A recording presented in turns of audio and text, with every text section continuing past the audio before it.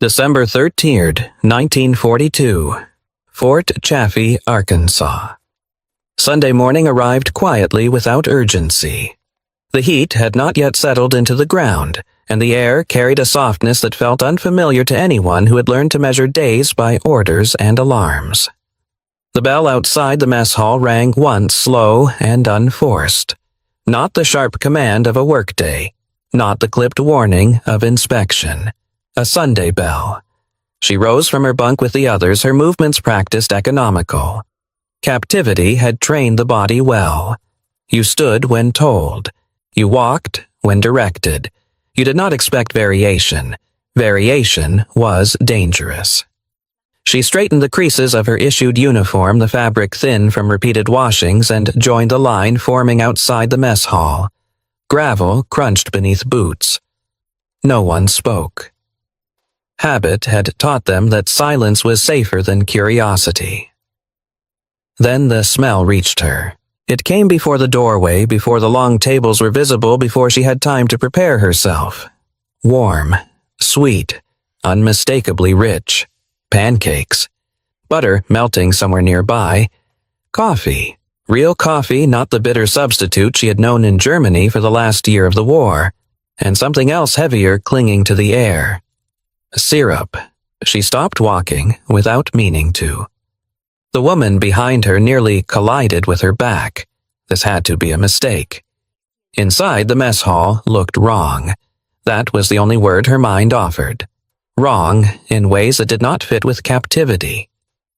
The tables were arranged neatly, but not with the bare severity she expected. Paper napkins lay folded at each place. Small glass bottles. Actual glass stood in the center of the tables, catching the morning light.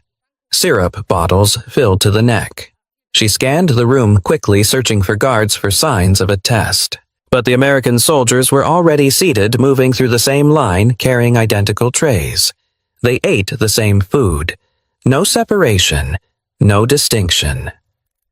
Pancakes lay stacked on plates, pale gold and steaming. Butter sat in the soft squares, already beginning to melt. Coffee was poured freely, the dark surface trembling slightly with each step. Nothing was locked behind a counter. Nothing was measured with suspicion. She took her tray and moved forward because that was what the line demanded. Her hands felt detached as though they belonged to someone else. She expected the portion to be smaller when it reached her. Expected a correction. But the server, an American with rolled sleeves and flour on his hands, placed the same number of pancakes on her plate without hesitation. He did not look at her. That unsettled her more than cruelty would have. She found a seat and lowered herself slowly onto the bench. Around her, other German women did the same, their faces drawn tight with disbelief. No one reached for the food immediately. They sat as though waiting for permission that never came. The syrup bottle stood within reach. Glass. Heavy. Real. She had not held something like that since before the war, before ration cards and bombed storefronts had turned ordinary objects into luxuries. She stared at it, half expecting it to be taken away. Nothing happened. The room filled with quiet movement, the scrape of cutlery, the soft murmur of Americans speaking easily among themselves. There was laughter at one table. Unchecked laughter. It landed in her chest like a foreign sound. She remembered the last breakfast she had eaten at home in Germany before everything collapsed. A slice of bread, thin enough that light passed through it when held up. No butter, no sugar. Coffee stretched with substitutes until it tasted of burnt roots. Her mother had smiled anyway, pretending it was enough. This was not enough. This was excess. Her fingers tightened around the edge of the tray. She did not lift the fork. Hunger pressed against her ribs, sharp and insistent, but she did not trust it. Hunger had taught her caution. Hunger had taught her that gifts came with costs. She leaned slightly toward the woman beside her and whispered in German, her voice barely audible. "This is for them, not for us." The other woman did not answer. Her eyes were fixed on the pancakes, unblinking as though they might disappear if she looked away. A shadow passed briefly over the table. She looked up, her pulse jumping. An American soldier stood nearby holding a coffee cup. He glanced at the syrup bottle, then at her untouched plate. "You want more syrup?" he asked casually. The words did not register at first. They slid past her ears without meaning. When comprehension arrived, it brought panic with it. The question itself felt dangerous. She shook her head quickly, perhaps too quickly. No, she said the word automatic. Safe. Declining was safe. The soldier shrugged, already turning away. He did not insist. He did not note her response. He simply returned to his seat. Her breath left her slowly. Around her, plates remained untouched. No commands followed. No correction. No punishment. She lifted the fork. The metal felt heavier than it should have. She cut into the pancake carefully as though testing something fragile. Steam rose. Butter soaked into the surface, disappearing as if the food itself were absorbing warmth. The first bite stopped her. Not because of the taste alone, though it was overwhelming, but because nothing followed it. No shout, no laughter, no hand reaching to pull the plate away. The room continued as before, indifferent to her choice. She swallowed. The sweetness lingered. It tasted like a life she barely remembered. Her throat tightened unexpectedly. She lowered her gaze to the plate, focusing on the simple act of eating. Around her, forks began to move. One by one, the other women followed cautiously at first, then with growing urgency. She felt something shift inside her, a pressure she could not name. This was not a prison breakfast. There was no lesson attached, no visible intent. This was how Americans ate on Sundays, how families ate, how ordinary life tasted in a country that had not been hollowed out by scarcity. She looked at the syrup bottle again, at the way the light bent through the glass. An object that served no purpose beyond sweetness, beyond choice. The thought arrived uninvited and terrifying in its simplicity. What kind of country feeds its enemies like this? She did not yet know the answer. But she understood in that moment that the war had not only ended with surrender papers and ceasefires. It had ended quietly here at a wooden table in a mess hall in Arkansas over pancakes that were never meant for prisoners. She did not eat right away. The fork rested between her fingers, angled above the plate, unmoving. She was aware of the position of her hand with unnatural clarity, as if her body were waiting for a signal that never came. Hunger pressed at her insides, sharp and familiar. But it did not command her. Fear did. Not fear of the men in uniform, not fear of the guards who stood along the walls with relaxed postures and unhurried eyes. This fear came from somewhere deeper, older, built carefully over years. It came from what she had been taught to expect. For more than 5 years, she had learned the same lesson in different forms. In classrooms, in radio broadcasts, in posters pasted to brick walls that no longer existed. The enemy was not merely dangerous. The enemy was deceptive. Cruelty, she had been told, was not always loud. Sometimes it arrived smiling. She had been warned about food most of all. Food was leverage. Food was control. Food was never free. She remembered the way the warnings had been delivered calmly, almost academically. Captivity would not look like violence at first. It would look like mercy. They would feed you to weaken you. They would give you comfort to make you forget who you were. They would offer small kindnesses so that resistance would feel ungrateful. She had believed this because belief was safer than doubt.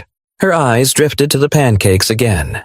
The butter had melted completely now, forming a thin sheen across the surface. Syrup clung to the edges, pooling slightly at the bottom of the plate. She imagined poison, though the idea made little sense. Poison was efficient. This was wasteful. That was what frightened her. Why would an enemy waste food on her? She had learned what hunger looked like long before captivity. Hunger had arrived in Germany not all at once, but in stages like a tightening circle. First, the ration cards shrank. Then, the substitutions began. Butter replaced by something gray and tasteless. Coffee replaced by something bitter and burnt. Meat became rare, then symbolic, then memory. By 1944, hunger had become a presence in every household she knew. Cities no longer slept. They waited. Bombed streets filled with dust and broken glass. Women stood in lines that did not move. Children learned to be quiet because crying wasted energy. Hunger taught efficiency better than any school. She had watched her mother portion bread with mathematical precision, hands steady, despite the tremor that came from knowing there would be no more tomorrow. She had seen neighbors disappear not in dramatic ways, but slowly, as if they had simply thinned out of existence. This was the world she came from. And yet, here in this mess hall, food was arranged as if it were ordinary, as if abundance were a habit rather than a miracle, as if butter belonged on the table. The contrast felt obscene. She forced herself to observe the Americans more closely, looking for signs she might have missed. Surely there had to be rules she did not yet understand. But the soldiers ate without ceremony. Some leaned back on their benches, talking with their mouths full. One tore a pancake in half with his hands and passed a piece to another without thinking. There was no reverence, no guarding of portions, no tension. That unsettled her more than discipline ever had. In Germany, food had become serious. Every bite counted. Eating was deliberate, weighted with consequence. You did not waste. You did not share without calculation. Food was survival stripped of pleasure. Here, it was pleasure first. She imagined the kitchens beyond the camp in towns she had never seen. American families sitting at wooden tables pouring syrup without measuring, cutting bread thick enough to satisfy rather than endure. Children complaining about crusts. Mothers wiping butter from small fingers. Sunday breakfast. The idea felt unreal, almost offensive given what she knew was happening across the ocean at the same moment. In 1945, German cities were skeletal. Roofs collapsed inward. Streets were mapped by absence. Women scavenged rubble for anything that might burn.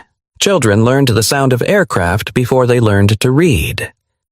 She had left that world only months earlier. She could still smell it in her memory, the smoke, the damp, the constant undertone of decay. Hunger, there was not a temporary condition. It was the future. And yet, America still had butter, still had white bread, still had Sunday mornings. She pushed the fork slightly enough to disturb the syrup. The movement felt dangerous, like a signal. She half expected someone to correct her, to tell her she had misunderstood the situation, but nothing happened. The absence of consequence stretched unsettling in its own way. She remembered other warnings whispered late at night when listening ears were assumed to be everywhere. "They will fatten you," someone had said once, her voice low and certain. "They will make you dependent. And then, when you are no longer useful, they will remind you who they are." That logic had made sense. Power was supposed to behave like that. Power, she had been taught, must always assert itself. But here, power seemed uninterested in display. She felt a sudden urge to push the plate away entirely, to reject the offering before it could cost her something she could not afford to give. Gratitude was dangerous. Gratitude created obligation. Obligation weakened resolve. Her hand tightened around the fork again. Her knuckles whitened. Why would an enemy waste food on me? The question repeated itself, not demanding an answer, only refusing to leave. She looked again at the Americans eating beside her. These were not men celebrating victory. There was no triumph in their movements, no sense of conquest. The war had ended weeks ago, and they behaved as though this were simply the continuation of something older and more ordinary than conflict. That realization disturbed her more than cruelty would have. If this was normal for them, if this was not an exception, then the world she had been taught to believe in was smaller than she had imagined, more fragile, built on explanations that could not survive a wooden table and a plate of pancakes. She had been told America was decadent, its people softened by excess, that abundance made them weak, that discipline was born from scarcity. But looking around the mess hall, she saw men who were relaxed, yes, but not careless. Order existed without being enforced. Respect without fear. The room held itself together without shouting. She did not yet admire this. Admiration would have felt like betrayal, but she could not dismiss it either. Her stomach growled softly, betraying her hesitation. She cut another piece of pancake, smaller this time, and lifted it to her mouth. The taste was the same sweet, warm, unmistakably generous. Still, she waited for the cost. None came. Somewhere deep within her something shifted, not a belief, not yet, but a question, a dangerous one. If America could afford to feed its prisoners like this, then its strength did not come from cruelty or deception. It came from something she did not yet have a word for. She ate slowly, cautiously, as though pacing herself through unfamiliar territory. Around her, the room filled with the soft sounds of eating, of life continuing without tension. Fear remained. It did not vanish, but it began to change shape. It was no longer fear of punishment. It was fear of understanding. She waited for the moment when someone would tell her to hurry. It never came. The mess hall settled into a rhythm that felt almost indecent in its calm. Plates scraped softly against wood.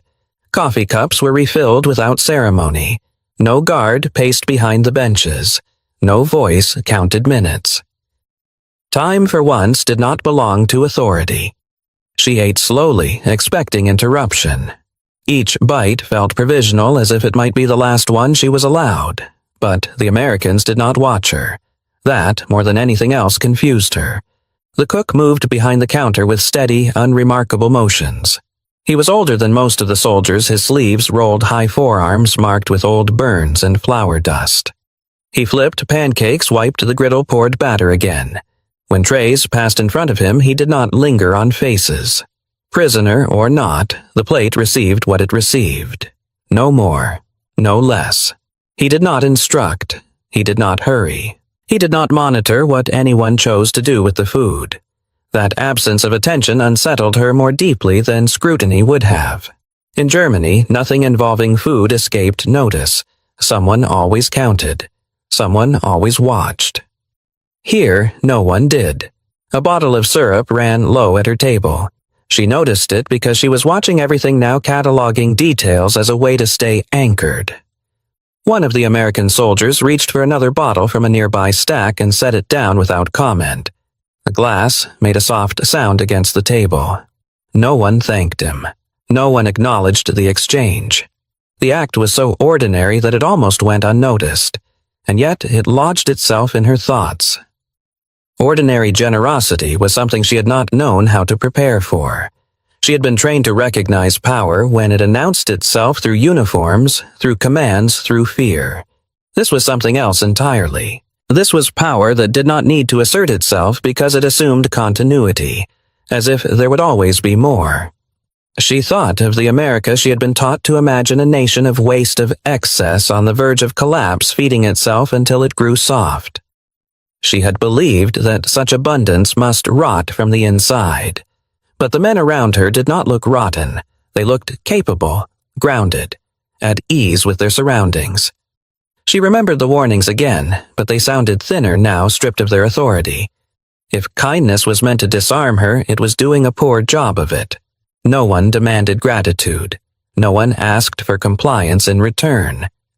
She ate because she was hungry, and because no one stopped her. At one point she became aware that her plate was nearly empty. The realization startled her. She had eaten without noticing, bite following bite, until the body remembered something it had forgotten how to do: accept nourishment without calculation. A soldier passed near her table again, balancing a cup of coffee in one hand. He glanced at her plate and spoke without pausing. "You want more syrup." The words were so casual that she almost missed them. There was no expectation in his tone, no pause waiting for the correct answer. He had already begun to move on. She shook her head, unsure whether refusal was still the safest response. But this time her answer did not come from fear. It came from choice. He nodded once and continued walking. No one reacted. No note was taken. The world did not tilt. Something loosened inside her chest. She had been taught that every interaction with an enemy was transactional, that nothing was offered without purpose. But here, the purpose seemed absent. Or, rather, the purpose was so embedded in daily life that it did not need explanation. She began to observe the Americans not as guards or soldiers, but as participants in a shared routine. They lined up when the bell rang. They waited their turn. They cleaned their trays and stacked them neatly. No one was exempt from the mundane order of things. This was not indulgence, it was discipline of a different kind. Her thoughts drifted unbidden to what she had seen of America during transport months earlier. Long stretches of farmland visible from train windows, fields that did not appear exhausted, barns that stood intact, trucks loaded with produce moving without urgency. She had not understood it then. She had assumed it was staged. But here in this small mess hall in Arkansas, the same logic repeated itself. Abundance was not a performance. It was infrastructure. She thought of the stories she had overheard from American guards and passing casual mentions of gardens back home of mothers who canned vegetables for winter of towns where neighbors traded eggs and sugar without fuss. Victory gardens, they called them. Plots of land turned into quiet resistance. Food grown not in desperation, but in contribution. She had learned that Americans rationed too during the war. Sugar, butter, meat. But rationing here had not hollowed life out. It had redistributed responsibility. The system bent, but it did not break. In Germany, rationing had been accompanied by fear. Here, it had been accompanied by trust. She did not yet admire this, but she could not deny it either. The Geneva Convention had been mentioned once during intake read aloud through an interpreter in a flat procedural voice. At the time, it had sounded like a formality. Words on paper easily ignored. She had assumed compliance was forced by scrutiny by the threat of consequence. Now she understood something else. These rules were not followed because someone was watching. They were followed because they aligned with how this country already saw itself. That realization unsettled her more deeply than cruelty would have. Because cruelty could be resisted. Cruelty confirmed expectations. But this quiet adherence to restraint, this refusal to humiliate, offered no clear enemy. She finished the last bite and set the fork down carefully, aligning it with the edge of the plate. A habit she had learned in institutions where small order created the illusion of control. But this time, the gesture felt unnecessary. No one cared whether her fork was straight. She sat back, slightly aware of the weight in her stomach of warmth spreading through her body. She felt steadier, not safety still felt premature, but steadier. Around her, the other women shifted as well. Some ate more quickly now. Urgency overcoming caution. Others remained slow, savoring eyes distant. One woman wiped her mouth and stared at the syrup bottle as if committing it to memory. No one spoke. There was no announcement marking the end of the meal. No signal that the kindness had expired. When it was time to leave, the movement happened organically as if everyone had agreed without being told. She stood and carried her tray to the return station. The cook glanced up briefly as she passed. Their eyes met for a fraction of a second. He did not smile. He did not nod. He simply returned his attention to the griddle. It struck her then that he was not performing kindness. He was practicing routine. As she stepped back into the daylight, the realization settled slowly without triumph or despair. No one had forced her to eat. No one had demanded gratitude. No one had tried to teach her a lesson. They had simply fed her. And in doing so, they had revealed something she was not yet ready to name, but could no longer ignore. This was who they were when they were strong. The first tear surprised her more than anything else that morning. It landed on the metal tray with a sound so faint she almost imagined it a soft, imperfect tap swallowed immediately by the low murmur of the room. She did not realize she was crying at first. Her body had not given her warning. There was no sob, no tightening of the throat, just moisture sudden and uninvited blurring the edge of her vision. She looked down and saw that her hand was shaking. The fork trembled between her fingers, hovering above the plate. A thin ribbon of syrup slid from the edge of a pancake and spilled onto the tray, spreading slowly, deliberately, as if it had all the time in the world. The sight of it, dark, glossy, wasted, did something to her chest that she could not stop. She lowered the fork. Around her, the mess hall continued as before. Chairs scraped. Someone laughed quietly at a joke she could not hear. Coffee was poured. Life went on indifferent to the small fracture opening inside her. She pressed her lips together, willing the feeling away. Crying was dangerous. Crying meant exposure. Crying meant weakness. She had learned that lesson early, long before the war ended and long before she crossed an ocean to arrive here. But the tears did not listen. They came steadily now, slipping down her cheeks, landing on the tray, dotting the syrup with small, trembling circles. She bowed her head, letting her hair fall forward, hoping the movement might hide what was happening.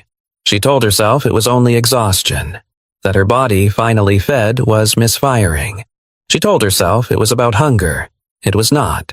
The image came without warning, sharp and intimate, as if a door she had kept sealed had been opened by accident.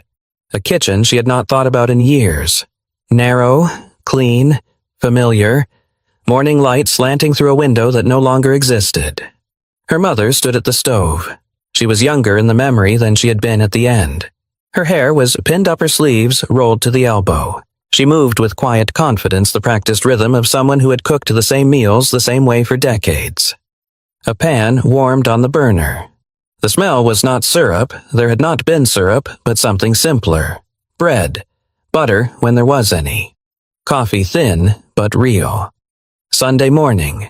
Before the sirens, before the ration cards, before the night spent counting bombs instead of hours.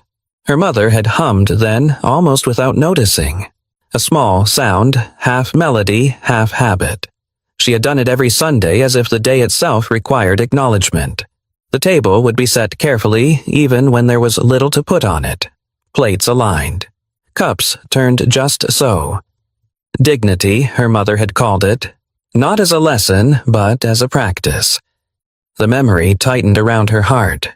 She had not thought of her mother in this way for a long time. The later images, thin hands, hollow eyes, careful arithmetic with bread, had overwritten the earlier ones. Hunger had erased softness. War had flattened memory into survival. But here in this mess hall, thousands of miles from home, that earlier world returned in fragments. Not because the food was the same, it was not, but because the moment was. No one rushed her. No one watched her plate. No one reached across the table to take what was left. She realized with a clarity that left her breathless that she was allowed to finish at her own pace. That no one would tell her she had eaten enough. That no one would ask her to justify the space she occupied or the food she consumed. The tears came faster then. She was not crying because she was full. She was crying because she was not being measured. In Germany, hunger had always come with judgment. Every bite carried an invisible ledger. Who deserved more? Who could endure less? Who was strong enough to go without? Food had become moral currency distributed with resentment and suspicion. Here, there was none of that. She wiped her cheek quickly with the back of her hand, then froze, suddenly afraid that the gesture itself might draw attention. But no one looked. No one reacted. The absence of scrutiny was complete. She dared to glance up. At the next table, an American soldier leaned back on the bench, balancing his chair on two legs as he talked. He laughed wide and unguarded, then reached for another pancake without thinking. Across from him, another soldier tore his bread in half and passed it along the movement, casual, almost careless. No ceremony, no hierarchy, no expectation of thanks. She had been taught that mercy demanded recognition, that kindness was a transaction, that to receive without repayment was humiliation. But here, nothing was demanded. She felt something inside her give way, not dramatically, not all at once, but with the quiet finality of a structure that had been holding too much for too long. The pressure she had carried since capture, since before capture, since the first night she learned to sleep through bombing, loosened. Her shoulders sagged slightly. She let herself cry. Not loudly, not openly, just enough to release what had been trapped. The tears slid down and disappeared into the metal tray, mingling with syrup and crumbs indistinguishable from anything else. She realized then what had undone her. It was not the pancakes. It was the fact that no one took them away. It was the fact that no one reminded her she was an enemy. It was the fact that no one stood over her counting. This kindness did not announce itself. It did not ask to be noticed. It did not require gratitude or obedience or ideological surrender. It simply existed, solid and unremarkable, like the wooden tables bolted to the floor. She thought of all the speeches she had heard during the war, the declarations, the promises, the threats, the moral certainty shouted into radios and printed on posters. None of them had accomplished what this moment did. A plate of food. A room without fear. A choice left entirely to her. She inhaled slowly, steadying herself. The shaking in her hand eased. She lifted the fork again and finished what remained on the plate, not out of hunger now, but out of something else, something close to respect. When she stood to return her tray, her eyes were dry. Her face had settled into something composed, almost calm. Anyone watching would have seen nothing unusual. But inside her, something fundamental had shifted. She had expected brutality. She had prepared herself for humiliation. She had learned how to endure. She had not prepared for decency, and that, more than anything else, had broken her. The men and women who ran this place would never call themselves moral. They would never give speeches about virtue or superiority. They would not frame this breakfast as a lesson or a statement. They did not need to. They lived their values quietly in routines and restraint in the refusal to exploit power simply because they had it. As she stepped away from the table, she understood something the war had never taught her. This was what strength looked like when it did not need to prove itself. The thought followed her out of the mess hall and refused to let go. It was not loud. It did not arrive as accusation or revelation. It settled quietly like a weight she had not known she was carrying until it shifted. This breakfast existed at the same moment as everything else. That was the part her mind could not reconcile. She stepped into the sunlight outside Fort Chaffee and paused, blinking as her eyes adjusted. The morning had warmed slightly. Somewhere beyond the fence, trucks moved along the road at an unhurried pace. The world continued steady and intact. And across the ocean, it did not. She had learned to live in fragments of time, one meal, one night, one order at a time. Captivity encouraged small thinking. Survival demanded it. But now, with the taste of syrup still lingering and her stomach full in a way it had not been for years, her thoughts widened whether she wanted them to or not. Two worlds were existing at the same moment. In one, food arrived predictably. Steel flowed into factories. Fields yielded more than they needed. Men complained about rations even as they ate better than most of the world. Sunday mornings were still claimed by habit rather than necessity. In the other roofs lay open to the sky. Cities were maps of absence. People measured time by air raids and hunger by the day, not the week. She saw it suddenly with a clarity that made her dizzy. This was not kindness in isolation. This was capacity. She had heard fragments of numbers before, rumors traded quietly among prisoners half believed because they sounded impossible. America produced planes faster than Germany could replace losses. Ships crossed oceans as if distance itself had been solved. Trains ran on schedules untouched by bomb craters. At the time, she had dismissed these stories as exaggeration. Propaganda inverted. But the pancakes had not been propaganda. They were evidence. She slowed her steps, letting the others pass her as she walked along the fence line. Her mind drifted back to Germany, to faces she had not seen since before capture. Her sister thinner every month, according to the last letter. Her aunt in a city whose name was now spoken only in the past tense. Neighbors who no longer queued for bread because there was no bread to queue for. She imagined them this morning standing in kitchens stripped of anything unnecessary. She imagined hands scraping the bottom of pots, saving crumbs for children who no longer asked for more because they had learned better. She felt a tightness in her chest that had nothing to do with grief alone. She had eaten pancakes. She felt ashamed of that. The shame surprised her. She had survived worse. She had endured deprivation without apology. Why should this feel different? Because the contrast was unbearable. She understood now why the fear had been so deep. It was easier to believe that the enemy lied than to accept that this imbalance was real.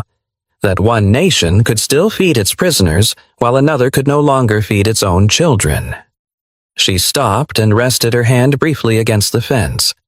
The wire was warm from the sun, solid, real.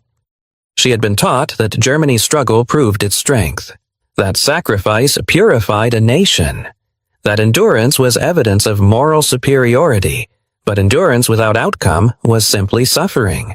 Here, strength did not announce itself through hardship.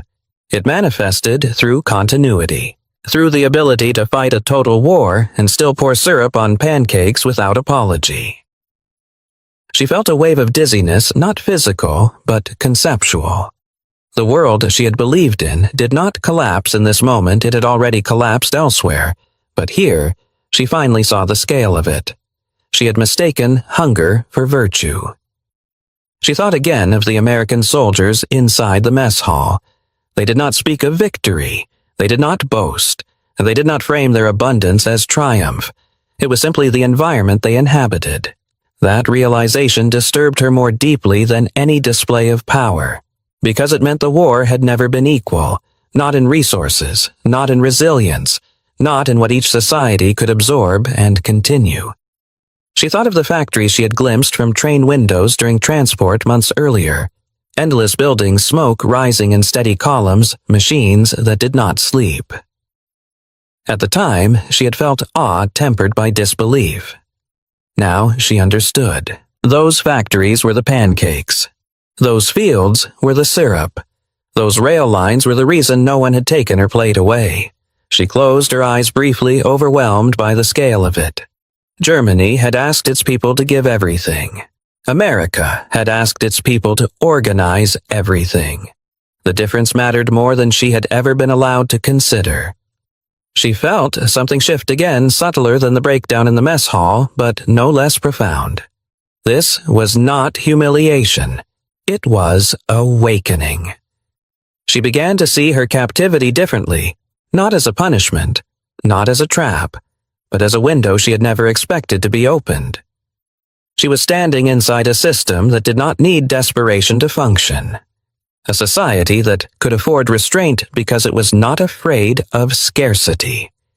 The thought followed her through the rest of the morning, through the routines that resumed as they always did.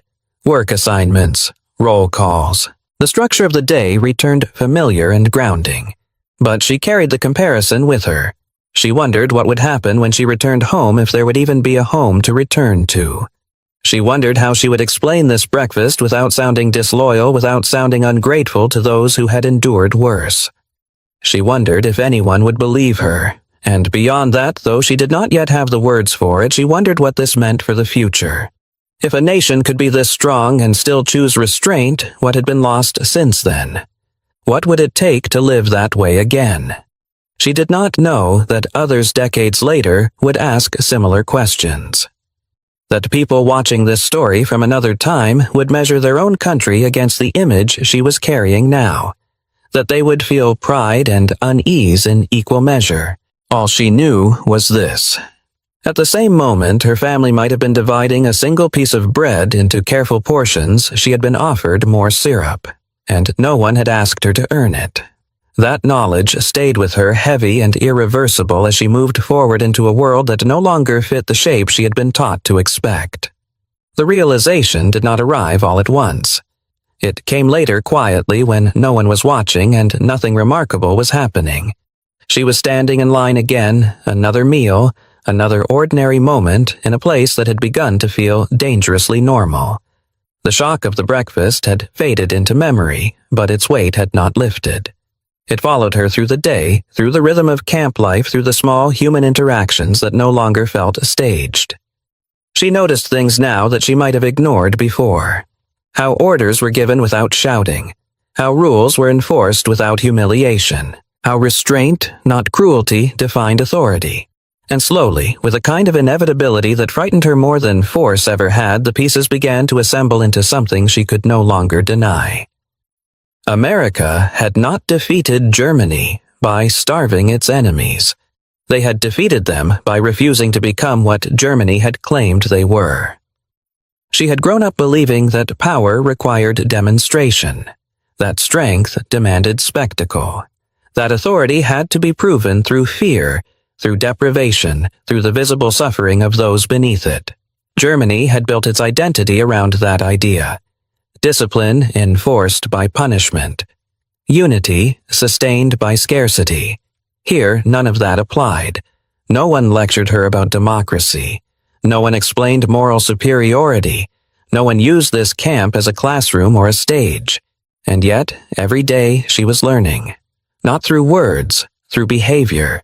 It was in the way meals were served the same way every day, regardless of who stood in line.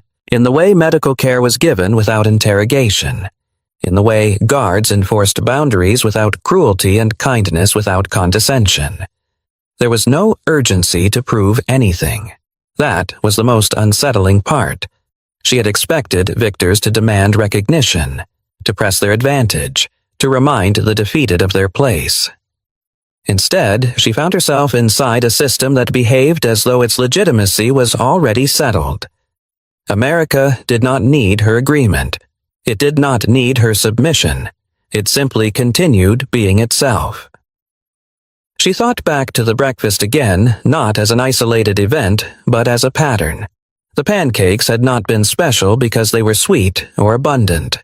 They were special because they were unremarkable. They were served the same way they would have been served anywhere else in the country. This was how American families ate on Sundays.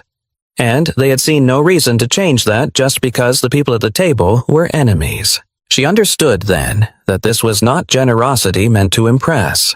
It was confidence. Confidence that did not need to announce itself. Confidence that could afford restraint. Germany had tried to win by hardening its people by teaching them to endure more than others. America had won by building a society that did not require endurance as its defining virtue. It required cooperation, organization, trust. She saw it in the smallest interactions. A guard returning a dropped glove without comment. A cook setting aside a portion for someone who arrived late. A supervisor explaining a task instead of threatening punishment. These moments did not look like victory, but together they were overwhelming. She thought of all the energy Germany had spent controlling perception in ways no map could show. Buildings stood where homes had been. Streets existed without purpose. Faces carried the quiet exhaustion of people who had survived by becoming smaller. She came back thinner, quieter, older than her years. She brought little with her, no souvenirs, no photographs, no proof that America had ever been real. Only memory. And memory, she quickly learned, was dangerous. People did not want stories that complicated suffering. They wanted confirmation. They wanted to believe that endurance had been noble, that deprivation had meant something. When she spoke about the camp, she learned to choose her words carefully. She did not say abundance. She did not say kindness. She said they were treated correctly. That was the safest word. Anything more sounded like betrayal, but privately the images returned without effort. A wooden table, paper napkins, glass bottles of syrup catching the light, a cook who did not look at her long enough to judge, a soldier who asked if she wanted more and accepted her answer without interest. This was the America she carried with her, not the one from speeches or posters, not the one from films or victory parades. The America of routine decency, of quiet confidence, of strength that did not need to humiliate. Years passed. Germany rebuilt itself slowly, unevenly. She built a life that looked ordinary from the outside. Work, family. Silence, where explanation would have been too complicated. But sometimes on Sunday mornings the memory came back with particular force. She would be standing in a kitchen hers now, not her mother's, and the smell of warm bread or coffee would catch her off guard. For a moment, time would collapse. She would be back in Arkansas holding a fork she had been afraid to lift. She never forgot what that fear taught her. When her children were old enough to ask about the war, she told them the parts she could. She spoke about hunger honestly, about loss, about mistakes. But when she spoke about captivity, her voice changed. She told them that America had not been what she expected. She told them about a country that fed its enemies without spectacle, that followed rules not because it had to, but because it believed in them. That showed her a version of strength she had never seen before. Her children listened uncertain how to place this story among the others they had inherited. Later, her grandchildren would ask again with the curiosity of people born far from the consequences of ideology. And again, she told it. The breakfast, the syrup, the fact that no one asked her to be grateful. Years later, still letters would appear, sometimes from across the ocean, sometimes translated awkwardly, sometimes written in careful English.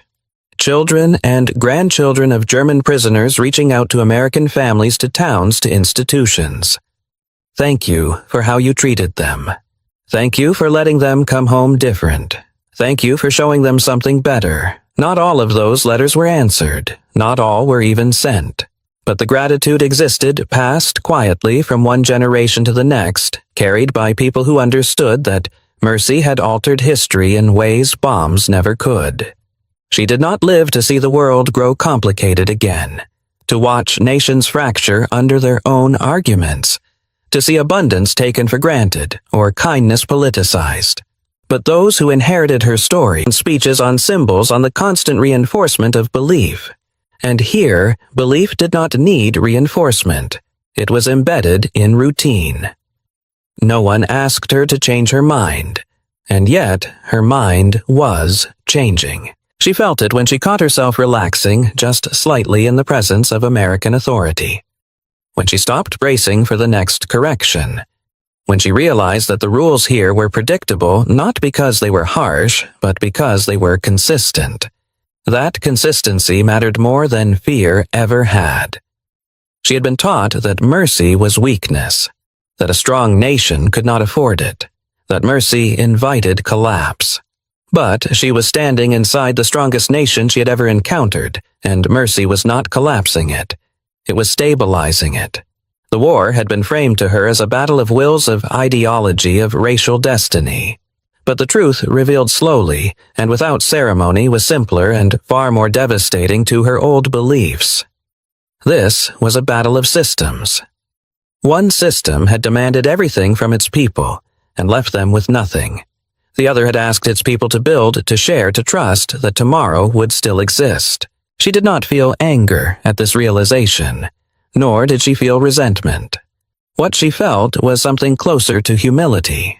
Not the humiliation she had feared in captivity, but a quieter recognition of error. A recognition that the world she had defended had been smaller, narrower, more brittle than she had been allowed to admit.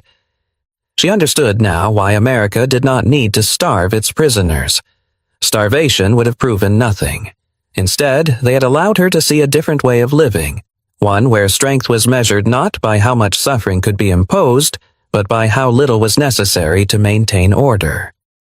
She did not speak this realization aloud.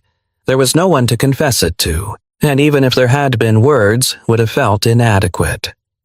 This awakening did not belong to language. It belonged to experience. To the memory of syrup on metal, to the absence of shouting, to the certainty that tomorrow's breakfast would arrive on time regardless of who she was. She understood now that America had not needed to break her. They had simply let her observe. And observation had done the rest. For the first time since the war began, she did not feel defined by opposition. She did not need to reject what she had been taught violently. It simply fell away, unable to survive contact with reality. This was how America won.